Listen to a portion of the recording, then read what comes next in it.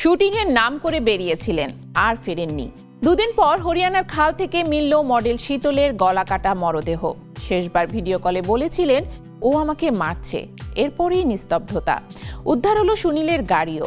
খালি ডুবিয়ে দেয়া প্রেম নাকি ঠান্ডা মাথায় খুন? ছুরির কোপে ক্ষতবিক্ষত দেহ আর একটি ভাঙা সম্পর্ক।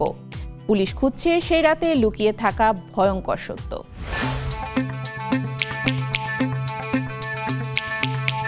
ভারতের হরিয়ানা রাজ্যের শনিপাতে খাল থেকে উদ্ধার হলো তরুণ মডেল শীতল চৌধুরীর ক্ষতবিক্ষত মরদেহ। ভিডিও শুটিং এর নাম করে বাড়ি থেকে বেরিয়েছিলেন ২৭ বছরের এই নারী। তারপর আর ফিরলেন না। ২ দিন পর উদ্ধার হলো তার নিথর দেহ।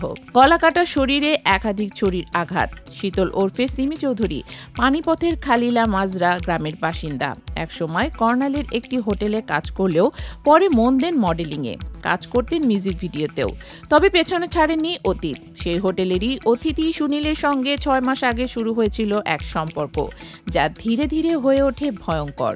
নিহতের বোন নেহার ভাষ্য, সেদিন রাত ১২টার দিকে ভিডিও কলে শীতল জানান সুনীল তাকে মারধর করছে, জোর করে সঙ্গে নিয়ে যেতে চাইছে। এরপরেই কল কেটে যায়, ফোন বন্ধ হয়ে যায়। পরদিন সকালে পুলিশ পানিপথের একটি খাল থেকে উদ্ধার করে সুনীলের গাড়ি। হাসপাতালে ভর্তি হওয়া সুনীল তখন বলেছিলেন দুর্ঘটনায় গাড়ি পড়ে গেছে, শীতল ডুবে গেছে। কিন্তু পুলিশ তাকে আটক করলে বেরিয়ে আসে লোমহর্ষক তথ্য। সোমবার খোরখোদা রিলায়েন্স খাল থেকে পাওয়া যায় এক নারীর মরদেহ। তাতে হাতে ও বুকে উল্কি চিত্র দেখে শনাক্ত হয় শীতল চৌধুরী। ময়নাতদন্তে নিশ্চিত হওয়া যায় গলা কেটে ও ছুরিকাঘাতে খুন করা হয়েছে তাকে।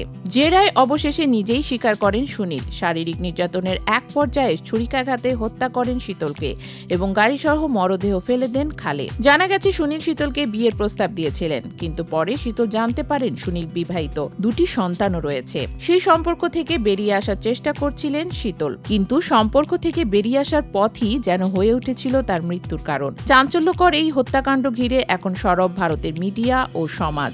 মডেল শীতলের নির্মম পরিণতির পেছনে অসুস্থ এক সম্পর্কের দখলদার মনোভাব, হুমকি, শারীরিক নির্যাতন এবং নারীর নাকে না মানার প্রবণতা সবই যেন একসঙ্গে জড়িয়ে আছে। তদন্ত চলছে বিচার চাওয়ার দাবিও। তবে শীতল তো আর ফিরবেন না। একসময় যিনি ক্যামেরার সামনে হাসতেন, এবার সেই মুখ উঠে এলো হেডলাইনে, নিঃশব্দ এক বিদায়ের গল্প হয়ে।